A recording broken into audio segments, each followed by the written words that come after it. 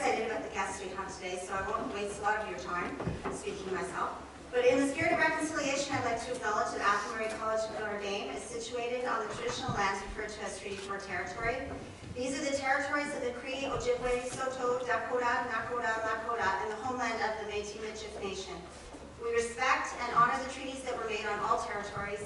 We acknowledge all nations, Indigenous and non-Indigenous, who live, work, and play on these lands. I will begin by introducing Tim Poitras, who comes from Muscogee Nation. He is a fourth-generation residential school survivor. He's a Sundance chief, a cultural sensitivity trainer, and he is a new friend of Notre Dame. I will also introduce Brad Bellegarde to his right. He is a member of the Little Black Bear First Nation and is nationally published, a cultural diversity and Indigenous relations advisor for the city of Regina. In addition to his professional accomplishments, Brad is also known as InfoRed, a nationally recognized hip-hop artist. So please let's welcome our guests.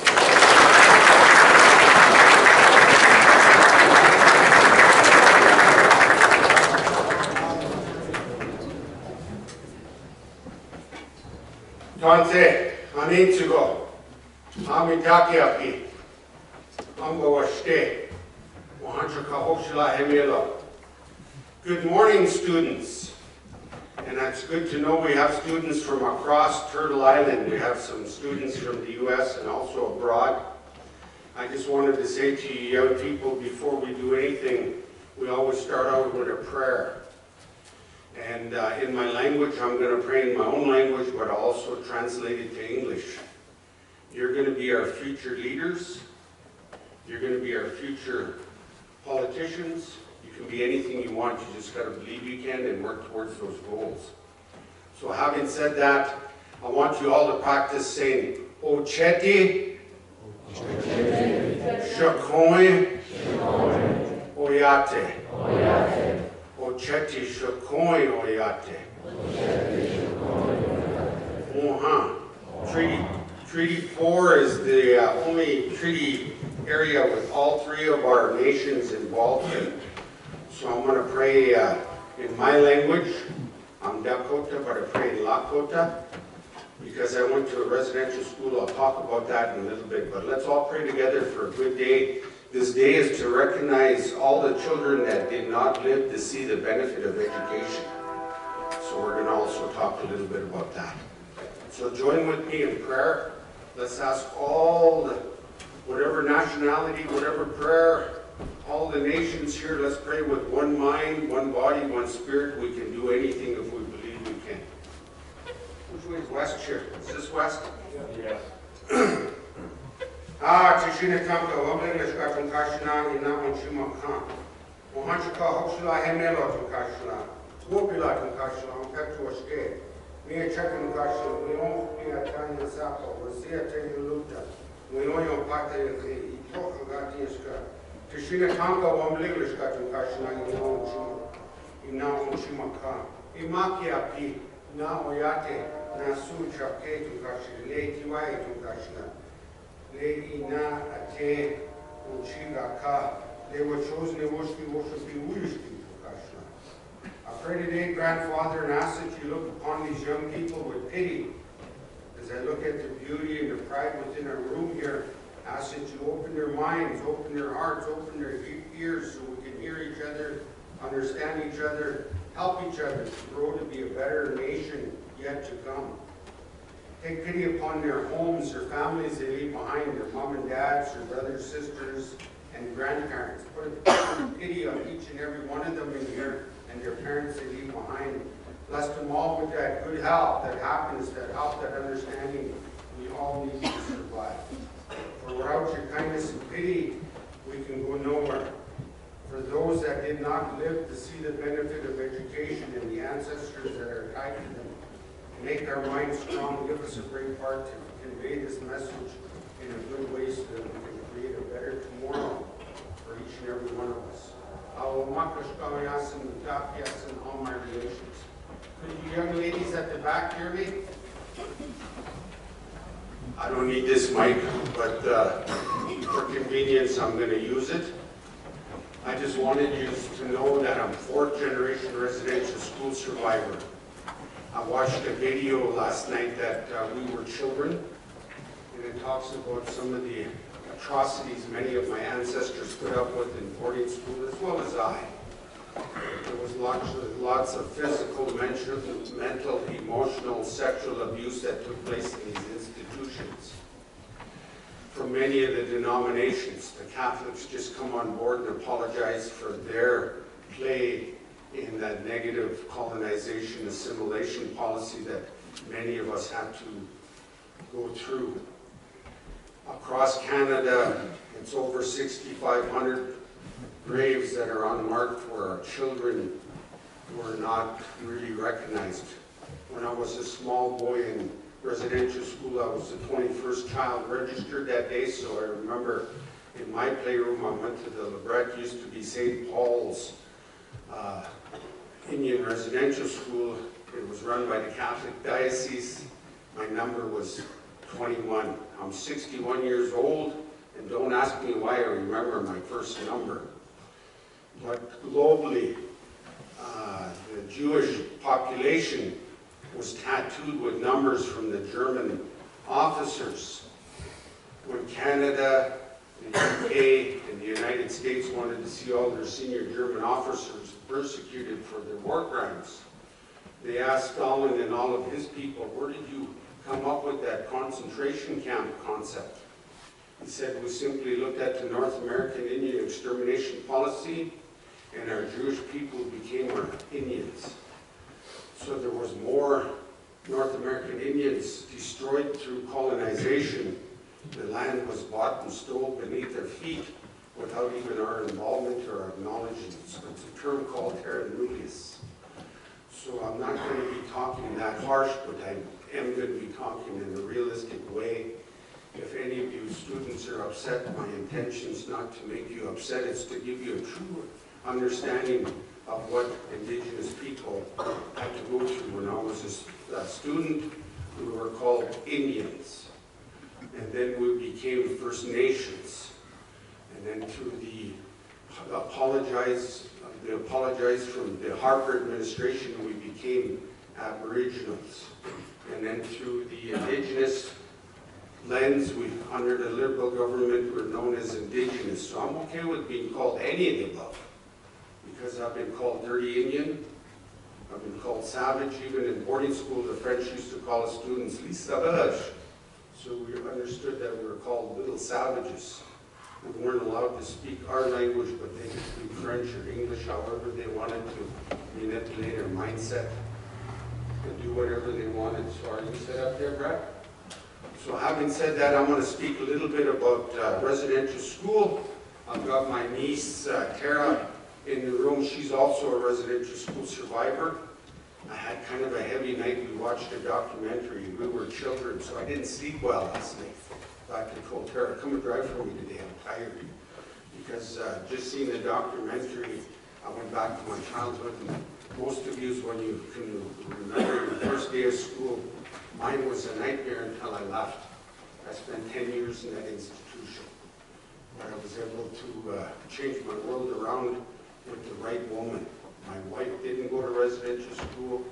She was one of the shakers and movers in Indian education based off of her work. That's why Trudeau came to the Treaty 4 area, and she helped me grow up, come to terms with some of my shortcomings, and make change so I could be a responsible person in our Chioshbai, in our nation, and to bring pride back to our people. When we're done speaking, we say mitakias, and all of you students say mitakias. That means all of my relations. Why not?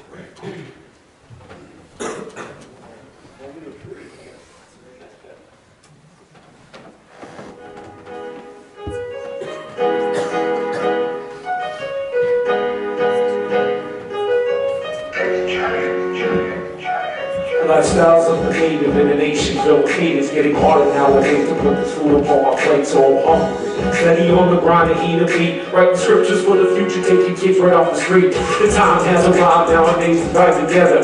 You and me, the unity, yeah, we make it better. Forever, whenever, no matter the weather. We put our hands together to make sure it sounds clever, yeah. Work together forever the way we rise up. People trying to say surprise at how we eyes up. Eyes open, I'm hoping the road is clear that I'm headed on because I'm gonna make it every year, yeah. How's everybody doing? Good, what? Let's try this again. Let's say, good morning. Hola. Bonjour. Konnichiwa. Danse. Amawashite. Yeah, well, I go by the name InfoRed when I'm rapping, so when the song stops, I'll talk to you a little bit about who I am.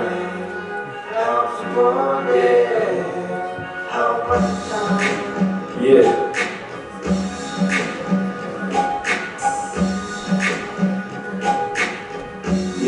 Yeah. Give away busting rhymes in the mirror. After party rocking microphones to make you hear. Hours upon hours of me rapping in the mirror to be like, why you still do it though? It keeps my mind clear. And my feet planted, always grounded on this planet. Used to want the money, now it's knowledge, understand it. Overstanding, man, I'm smoother than the granite. Countertops up in the kitchen where there's millionaires we stashing all the money, but I'm still right here. Kinda funny like that, cause I rhyme so clear. With love for my people, this is just a prequel. So we'll all be equal and this equal and it lethal. Move about it harder when we shout it out together. Unity can live forever, you and me can make it better. But just a thought, no doubt. Pause for a moment while we talking it out. Now we gotta make them listen. Now we trying to make them listen. Got a message on Amataki ape, chogusha garmani magiabe. Mina makota. Imaki ape, optika tioshbai. Mitaku ye ina che ye kim tioshbai. Mitaku ye de. A little back to our First Nation. Good morning. You know, I grew up, and Tim was talking about, I just called my uncle here. He was talking about going to residential schools. I didn't go to residential school. I grew up in Regina as a first generation non-residential school survivor. So that means my sister went, my mother, my father, my grandparents, my great-grandparents, everyone in my family went to residential school. So I was that one that just came to the city. Man, my whole life I grew up being, let's get what's talking about Indian. Like, I'm just going to say Indian, so I don't mean East Indian. That's what my card says, Certificate of Indian Status. Until they change this legislation called the Indian Act, I'm going to be an Indian. We could call ourselves Indigenous, First Nations.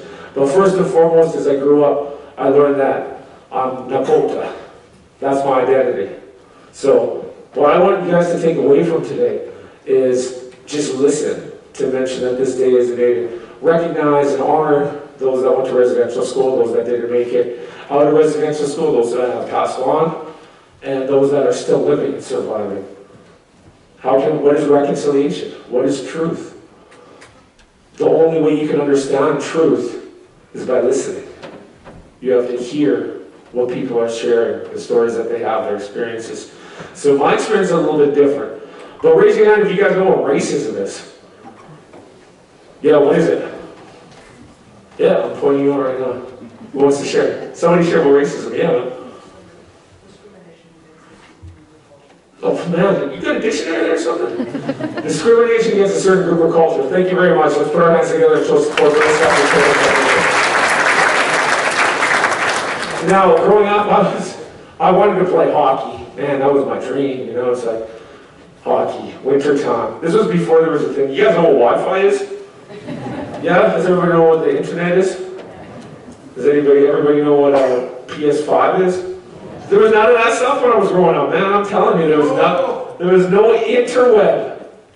You guys know what iPhones are? Those were just a dream. Nobody even knew what iPhones were. There was not even cell phones. Everybody had a pager. Now, I played hockey though, so there was no distractions. I used to carry my hockey stick and my skates, and then I walked to the outdoor rink and I used to play hockey. I even came to this school for a summer hockey school. So they used to have summer hockey school here. I used to stay in the dorms. So I really had a passion for sports. Now, being the only First Nations kid in my school, like in my class I was always the only First Nations kid. There was about 8 or 9 of us at the whole school. That's kindergarten to grade 8. and we all hung out together. And there was a lot of discrimination when it came to that time of me being in school. I had a really high reading level. I was really good at my studies, but they would take all of the First Nations kids and we'd all get put in a room. And I'd have to read like grade 3 books when I'm in grade 7, and like because some of the kids had reading problems, you know, they weren't really confident in their reading abilities, so we all had to read together. I thought it was kind of cool because it was kind of like just do nothing all day. But looking back on it, that was not right. So I experienced that. I always felt like I didn't belong. So raise your hand if you had a moment where you felt like you got cut out of a group of friends, or you felt like you didn't belong, or you weren't a part of something fully. If you've experienced that, raise your hand. Now I want everybody to look around and see whose hands are up. You know what that's called? That's called a common experience. That's called similarity. We all have some sort of similarity. And you have to find the similarities in these differences that we have in our culture in order to be able to make things better. Now for me, so hockey, I had to go every day, but I was always the only First Nations kid in the whole league. You know, and then this one year, a First Nations team came into our league. Oh, that was like the best game. Like that was something I'd excel because it's like I knew everybody on the other team, and I felt like I belonged.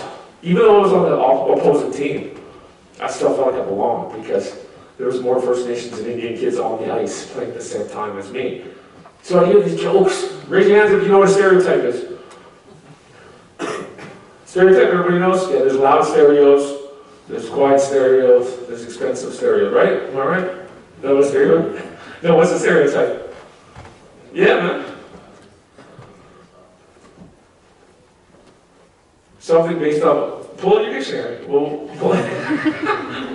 Yeah, pretty much a stereotype is a generalization of a group, a person, or an individual. Like an example that I would hear is all First Nation, all Indians don't have jobs. And I would laugh at that because my whole life, both of my parents worked. They would be leaving the house at like 6:30 in the morning, and they'd get back at like 5 in the afternoon. They work every single day. So that automatically, to me, was false. You know, stereotypes are false. It's a generalization that is made up. It's an exaggeration of one thing. You know, so I would hear these stereotypes, both in the hockey room, the locker room, you know, and then I'd be like, then they'd say something like, but not you. No, you're not that kind of Indian. It's the other Indians. I don't know what that meant. Because there's never any other Indians out there. But I still felt like I belonged. You know, and I think it was like grade 9. I think it was grade 9 when I went to hockey tryouts, and then it was like nationally. Then I realized, wow, I'm not the best. I was like, I'm the best. Not no more. Everybody was like more dominant. There were grade 9 kids that have beards, man, I'm telling you. Like, beards. Like, how old are you? 14? You got a beard?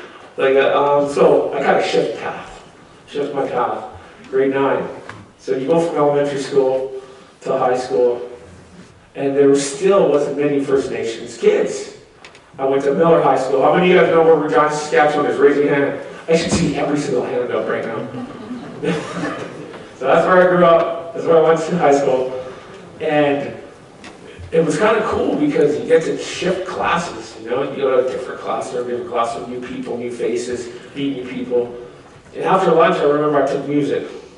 Now I want you guys to raise your hand if there's a song. You guys all play sports. You're all here. Let's not joke around. You guys all came here for a reason. Okay, so raise your hand if you have a song or a certain group, musician or artist that you listen to that pumps you up before you get on the ice, before you get onto the court. Yeah, raise your hand if you got a song. So songs can do this. Music can do this stuff. It can generate emotion and get you excited. So I like music. I didn't write music. I didn't rap or nothing. And I would go to every class. I remember it was like English, and then I had math. Then after lunch, I went into music. There's all these guitars on the side of the wall. And I looked around, and I'm like, man, I have a backpack on. Walk into the class, and right at the door, at the front door, you kind of look. Like, okay, I don't know that person. I don't know that person. oh, there's somebody way in the back over there that has brown skin like me. So I sat beside this guy. Yeah, brown skin like me. Totally not First Nation though. He was from Sri Lanka. But I'm like, oh man, we're kind of the same. So beside this dude. So I had my backpack and I sat down and I was like, what's up? And he looked at me and he said, hey, do you like rap music? And this is back in the days when rap music was so old. Nobody listened to that. Everybody was all about Tragically Hip, Pearl Jam, Nirvana. I was like, yeah, I like rap music. He said, well, go home. Go home and write a rap song. And I'll go home. I'll write a rap song. We'll come back tomorrow and we'll see who's better. That's all this guy said to me. Man, I was trying to talk to him. How many of you have pets? Who has a pet? You know when you have a dog and you try to push it away and it keeps coming back? That must have been me in that class because I was like, hey man, hey. He just ignored me. He's like, you write your song? No, we'll go write it and we'll talk. So after school I went home and I was thinking about it. Man, this guy's kind of cool. I want this guy to be my friend. This guy to tell me what to do. So I sat there and I wrote my first rap song. Never wrote a rap song, ever wrote that. This was before there was iPads or anything. Like, you guys know what this means? It's like gaming or texting, right? We can't do any of that. There's no phones. So I actually wrote it out with a pencil. And I took it to school the next day. The first thing he said to me, sat down, hey, did you write your rap song? Well, yes, I did. Pulled it out. He had a rap song. And then he did this. All right. Yeah, I dig it. We can be friends. My name's Jude. That was the start of my rhyme writing career. We would do this weekly. We would write raps. And everybody else in the class was worried about learning how to play guitar. We're sitting there writing raps. We're thinking we're going to be like Tupac and Snoop Dogg. You know, that was our goal. And what I didn't know, like I'd always feel insecure. I was really shy. I'm privileged to see my Uncle Tim here. Over the last few years, doing this, talking in front of kids, it's okay now. He even rapped at one time. We were in front of a group of kids. Never seen that before. Don't ask him to rap though. He's not ready. But I found something that was mine. You know what that's called? When you find something you love? Hobby is something you like. What's something you love? Passion. That's right. I found my passion. I found something that I was the only one that was doing that out of my group of friends. And my close core group of friends that I'm still friends with today, they supported me. They encouraged me. Even when I look back at what I was writing, I'm like, what was I doing, you know? But I tried something new, and I stuck with it. And along the way, it built up my confidence. Because when you find something that you're good at, your passion, your confidence gets higher, and you feel more secure about your identity and who you are. So when I look at my life in high school compared to now, it's those passions that I found that really gave me the drive and inspiration to continue doing what I do. I'm 43 years old now. I'm a 40-year-old rapper. When I was in high school, I used to be like, man, that guy's like an old rapper. You know, I'm never going to be an old rapper. Look at me, eating my words daily. And I think that whole portion of finding something that was, like I said, I was the only First Nations kid. But when it came to music for me, it allowed me to understand, and just that's all my words. So my parents went to residential school. I knew what residential schools were when I was young, like kindergarten, grade 1, grade 2. I'd hear about residential schools. I wouldn't hear about the major events that have happened in their lives until a lot later in my life. But the idea of what residential school was, I completely understand it. So I'm going to continue that part right there, finding my passion. I'm going to do one more song. Okay, you guys, is that cool if I round another song up? Yeah? Okay, cool. This song was actually, it was written by Drake, but I'm going to do it. No, I'm kidding, I'm not going to rap it. I'm like, what? I know who Drake is? Here's a fun fact. I started rapping and Drake was 3 years old. That's when I started rapping. So this song right here is actually about residential school. Now, it's called I Remember.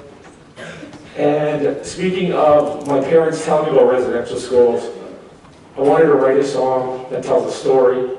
So when I said we all have a common experience, the idea of residential school, the common experience is that first day of school. It's what you experience, it's all the stories sound similar. Everybody has different feelings and emotions, but the storyline is the same. And this is from my uncle just passed away. He told me a little bit of a story, my mother and my father, so this is their story. I'm just the vehicle.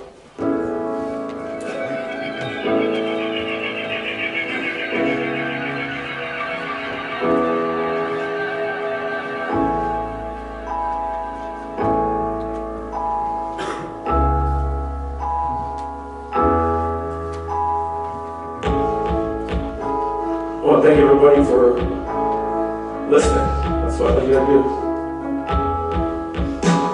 I was playing outside just a little man, with the world in the palm of my hand. Little kid living life with innocence. I remember everything with images. Red truck and a man in a black robe. They told my mom, call him Father Joe. So we called him Father Joe. I had a tear in my mother's eye. I let her cry, but I didn't know why. Piled up on the back of a truck, it had a flatbed on it and the road was rough. My hands are shaking, feeling sick to my stomach. Where are they taking us? Who could have done it? My body is nervous. Why am I leaving? What is the purpose? What is the reason? Now I'm just a lost little kid looking for my mother in this life that I live all alone on the road that I'm traveling, and all I really want to do is just go home. I remember walking through the doors of the school. It was cool in September. He gave his clothes, put numbers on his sweater, said, "This'll be your name till you're home in December." Put powder on my head, threw me in the shower, then lined us up for bed. They took my braid away. They took my braids away. When I see you take it away, my heart becomes displaced with broken shadows, no time for faith.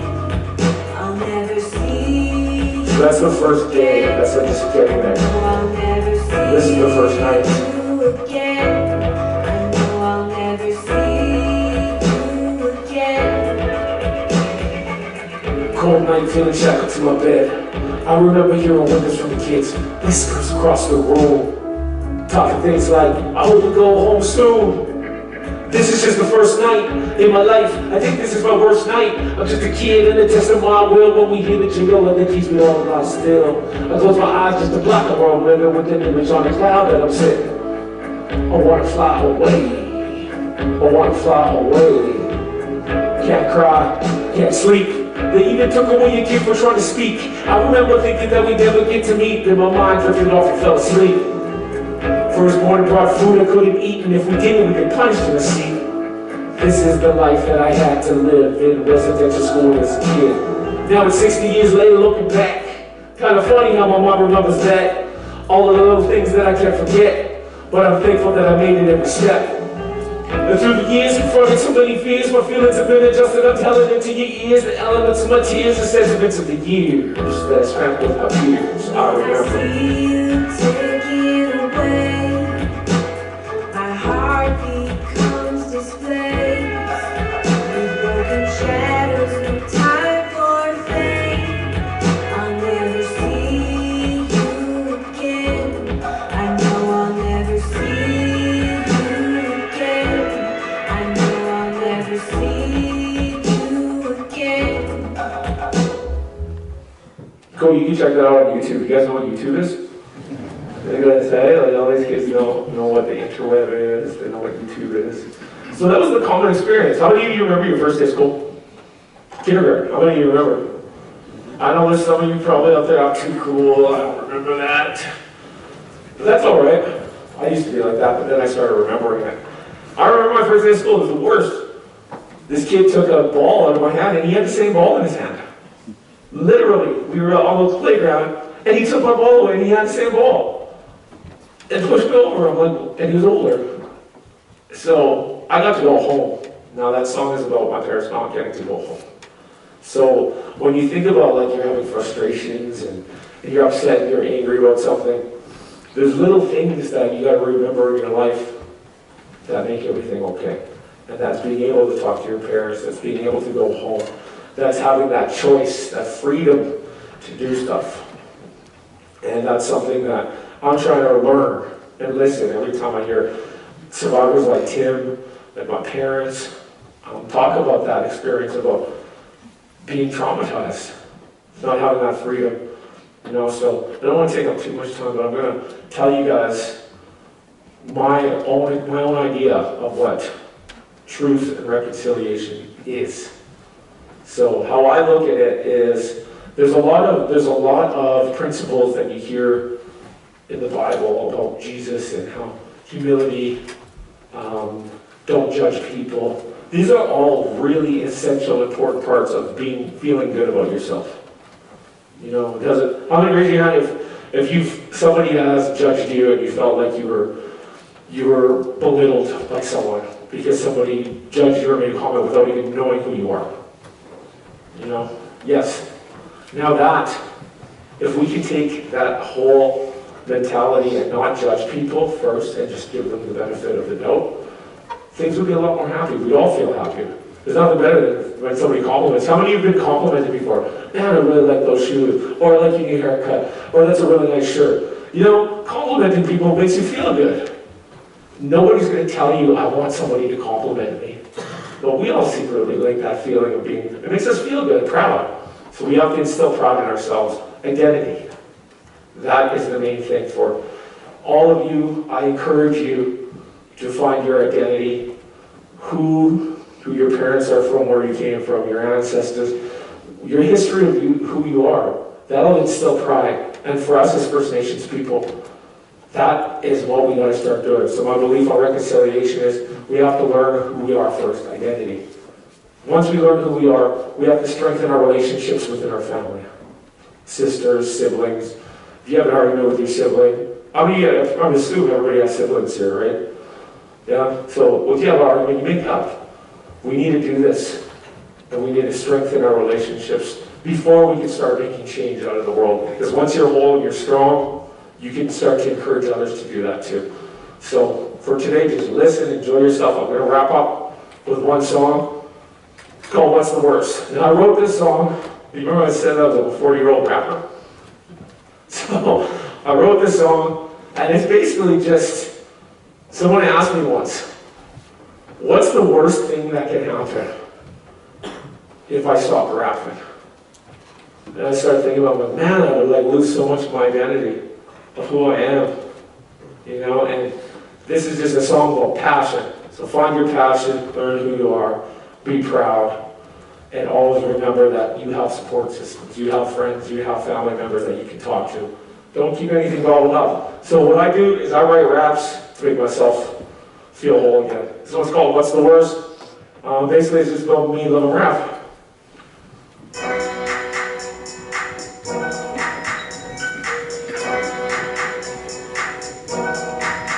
Yeah. Been down in the dirt, fell down in the hurt, climbed out of the rubble, now the trouble was work. What's the worst? What's the worst? What's the worst? What's the worst that can happen?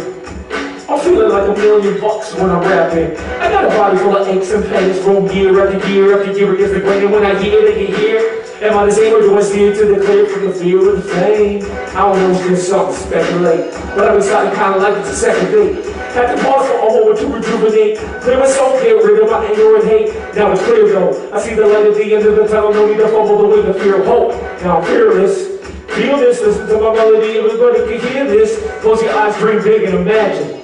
Tell me, what's the worst that can happen? Been down in the dirt, fell down when it hurt, climbed out of the rubble, now the trouble was work. What's the worst? What's the worst? What's the worst that can happen? Been down in the dirt, fell down when it hurt, climbed out of the rubble, now the trouble was work. What's the worst? What's the worst? What's the worst that can happen? Yep, what's the worst? What's the worst? Dream big. Go for it. Yep, distress got me thinking back when I used to be analyzing my package jack. When I used to be analyzing my raps, and the only thing that mattered was my name on the map. And now it's going on, moving on all over like that. Put my soul in the song so I can fight back. Whether over the knocks you like that, ain't going nowhere, no need to write back. Ups and downs and ups, drinks and cups, drugs are tough, enough's enough. Call the bluff on the fake, show the world what you're made of. I got my heart full of heaven and I'm new to my surroundings, so let me settle in. Kick back, cut slow and start laughing. What's the worst that can happen? been down in the dirt, fell down when it hurt, climbed under the rubble, till the trouble was work. What's the worst? What's the worst? What's the worst that could happen? Thank you. I'm gonna hand this over to Tim, but as Tim likes to do, to teach that language, I'm gonna say thank you, a very big thank you in my language, so I want you guys to repeat after me. Wopina, Tonka. Wopina Tonka. Thank you.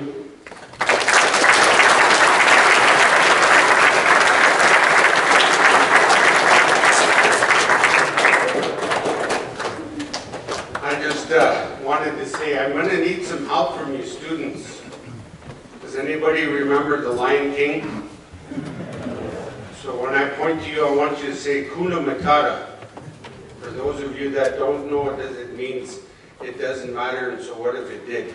Brad, can you put me on a track, please? I'm going to bust one out with the students here right now. He challenged me thinking I can't rap. I'm 61, but we're going to have some fun. You guys are going to help me, okay?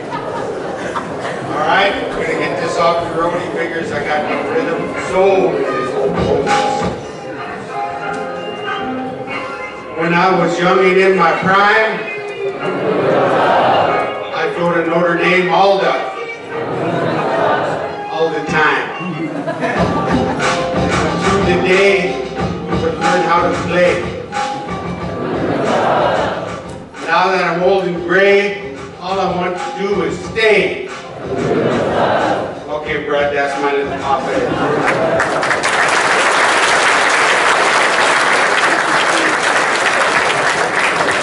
I just wanted you students to know that on this Orange T-shirt Day, Saskatchewan and Alberta, our premiers aren't acknowledging this being a national holiday. I say that to your listening ear because in the future I hope you can make this a better place for all of us, that we can really be Canadians. When our ancestors signed treaties, they said, take our children and educate them, but send us your eldest sons and we'll teach them our way of life. I've done that with the Chamber of Commerce Regina. John Hopkins, he's not doing well today, but he used that for many, many years. So no matter what I do, based off of my experience, when Brad was talking about us being conditioned in a very negative, rigid way, I remember the nun holding me. I had to get my clothes ready. Us would say, grandmother, say unchi. That means grandma. In Nakota, it's kushi. Say kushi. And then in Cree and Soda, you'd say coco or coco. That's how you say grandmother. But I remember my grandmother telling me to pack my clothes. I didn't know where I was going, but I didn't feel good about it. Everybody was quiet.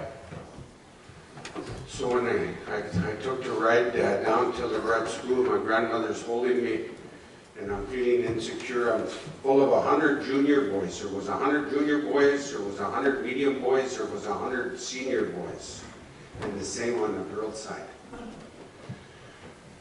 So when I went to school, my grandmother was holding me, and I was crying because I felt insecure.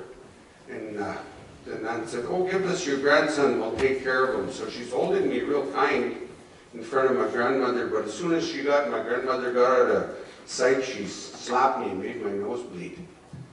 So I got scared of this nun. And then all the other junior boys come picking on me. So in those residential schools, there was a severe pecking order where the younger ones were picked on daily. So based off of that experience, I always told myself that if I'm ever in a situation, I'm not going to pick on the less fortunate. The immigrants that come over to Canada, they get a hand up. As Indigenous people, we're still below the poverty line. We have immigrants labeling and making fun of us here in our own country. So for you young people, we're going to need your help to make change. I don't know how you guys were raised or where you came from, whether your parents made fun of Indians, but we're here. We're not going anywhere. For hundreds of thousands of years, we lived in Turtle Island. They found a skull in Wyoming that was 15 million years older than the one they found in Asia, and it was of North American Indian descent. So from the European mindset, they always try to say that we came across the Bering Straits, and I forget the other theory, where we came across the straits, but we were all gifted territories, given islands. And it's tied to our creation stories. If I'm invited back in January or February, I might share these creation stories because that's when I can tell them that there needs to be snow on the ground. So having said that, I know this Orange T-shirt day, many of my parents, I'm fourth generation, we have to realize that when my great-grandparents went, the Métis as well as the Indians weren't allowed into public schools. So there was a priest made an arranged marriage from my great-grandfather. He said, Joe, this is going to be your wife. My great-grandmother didn't even get to pick her husband. Her name was Leontine Deegan from St. Tatanka-Naji. It means standing buffalo. My nephew here is from Chega King. Say that, Chega King. That's carry the kettle. And then over here in Wood Mountain, we have the Titoyans, Lakotas. So I'm just kind of giving you an idea. We had a diverse trade route here in North America. I was asked to go out and do a pipe ceremony over by St. Victor's, and there's some petroglyphs. And in those petroglyphs is that star knowledge that the grandmothers had. And it's on our altars when we go out and do the, say, Hameletia. Hameletia, that means to pray and cry for a vision. So I also, this is how the three of us are tied here with my grandson. We pray on Wokduga, say Wokduga, Tioshbai. That means Chips's community. I'm the Wiyawachanga Wachipi. Say that, Wiyawachanga Wachipi. Nacha.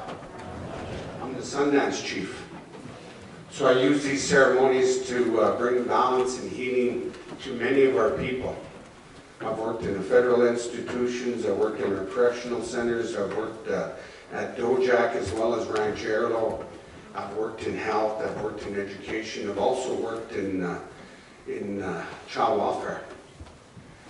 So with these 750 graves they find in houses, I may be going to work for them, I'm not sure yet.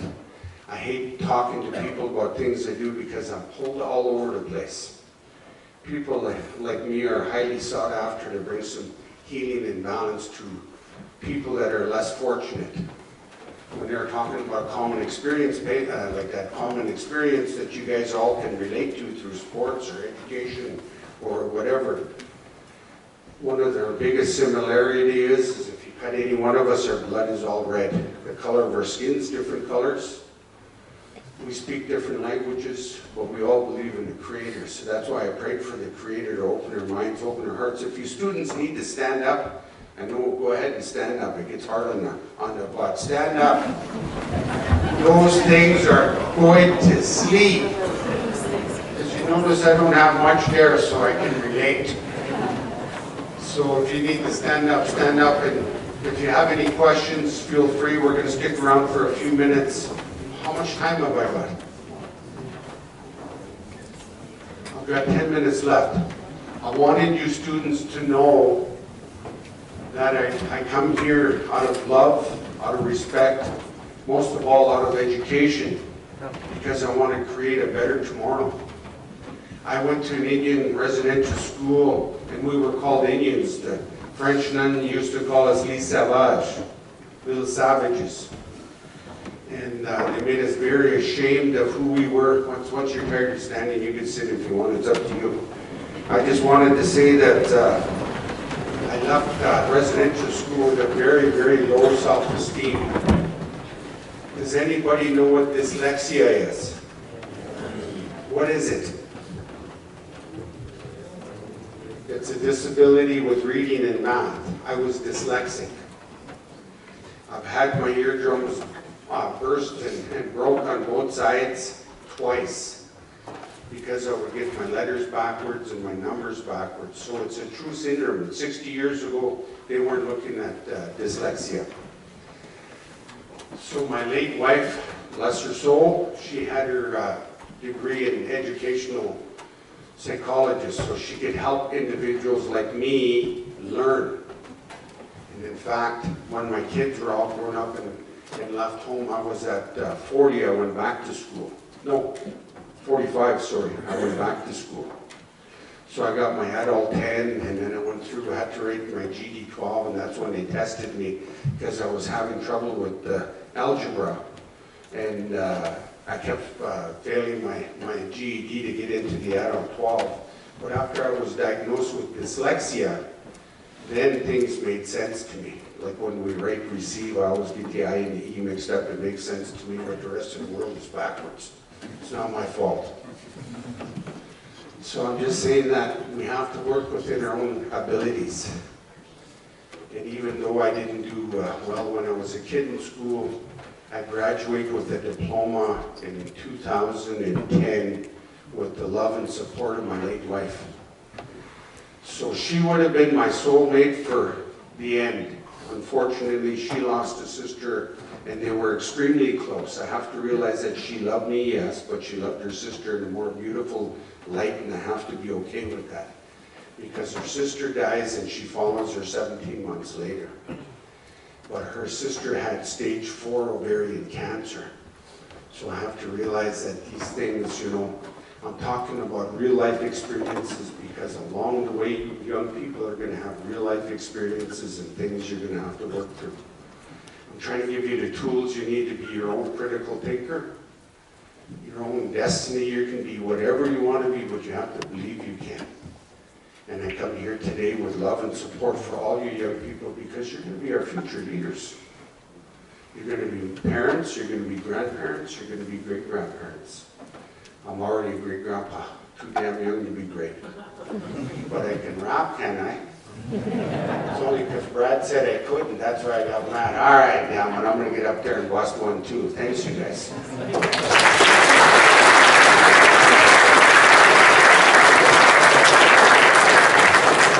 Having said that, I just wanted to know if there were any questions of any of you young people. There's no such thing as a dumb question. I'm going to give you a silly answer because I'm cheeky by nature. But if there's anything, I'm going to open the floor up for a couple of minutes just in case you want to hear anything from a survivor. Just stick your arm up. If there's nothing, we're good. Teachers, we're good.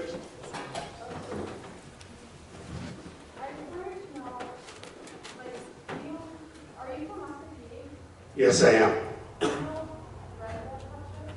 That's really my aunt, but I call her my cousin. How do you know Brenda Poitras? You have to speak up, I can't hear. Brenda's dad and my grandfather were brothers. So my father and Brenda would be really first cousins.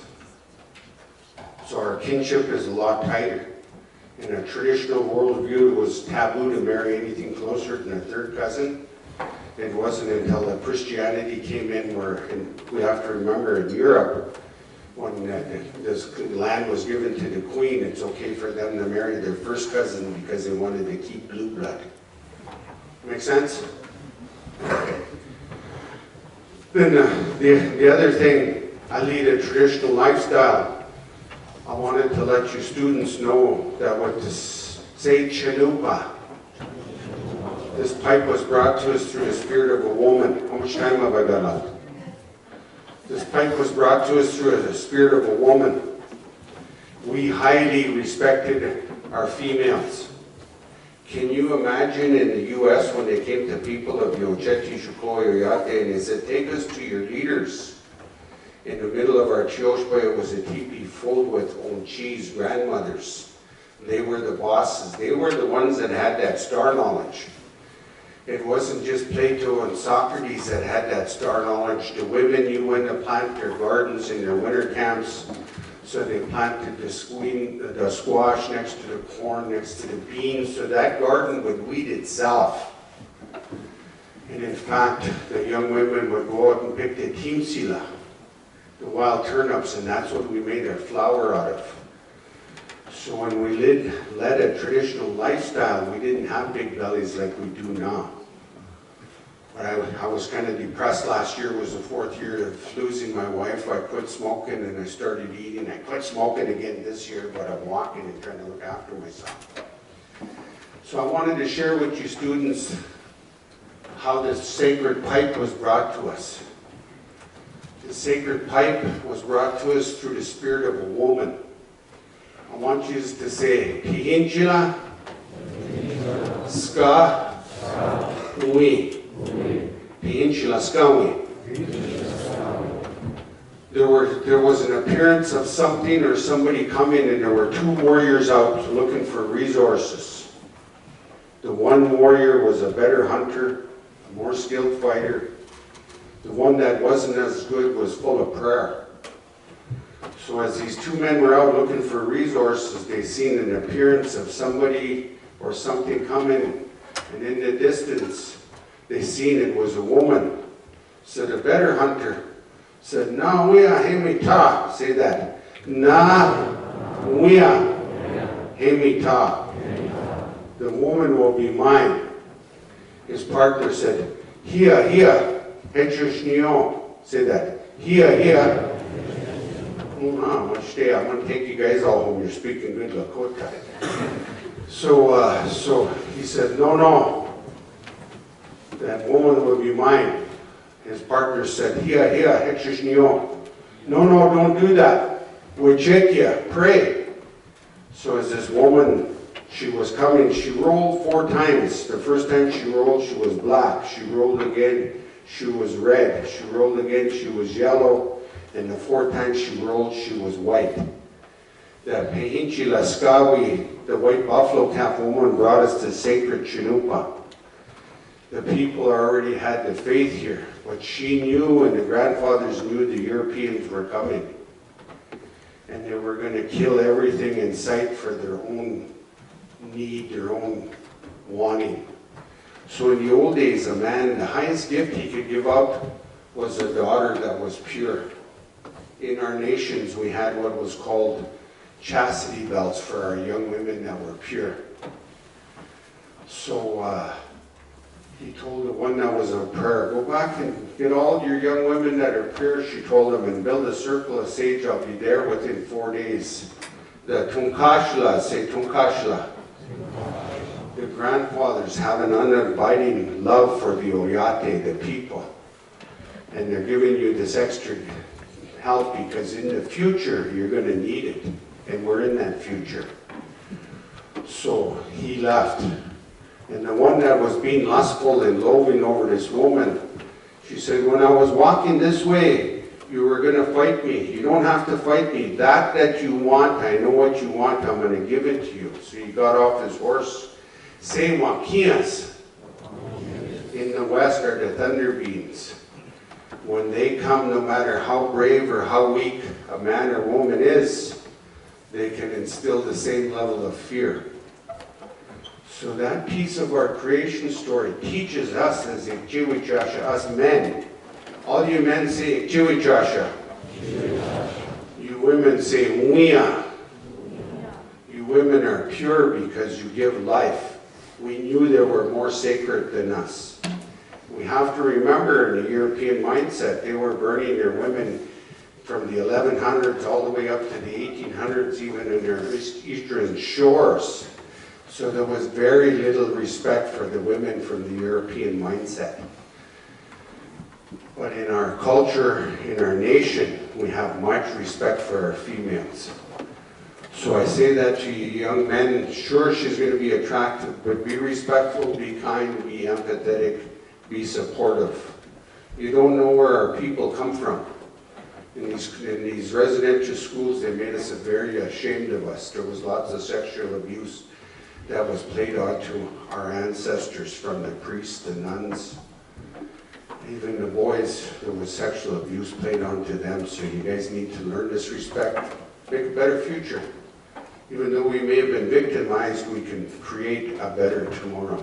So I come there giving testimony. We're trying to create a better tomorrow. So with that, I hope you students enjoyed your presentation from Brad. I want to thank you for helping me rap. I can't rap worth a damn, but I had fun with you guys.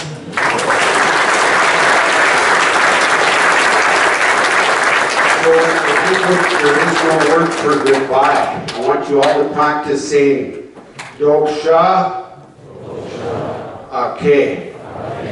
That means we'll see you later. Doksha, Ake. Oha.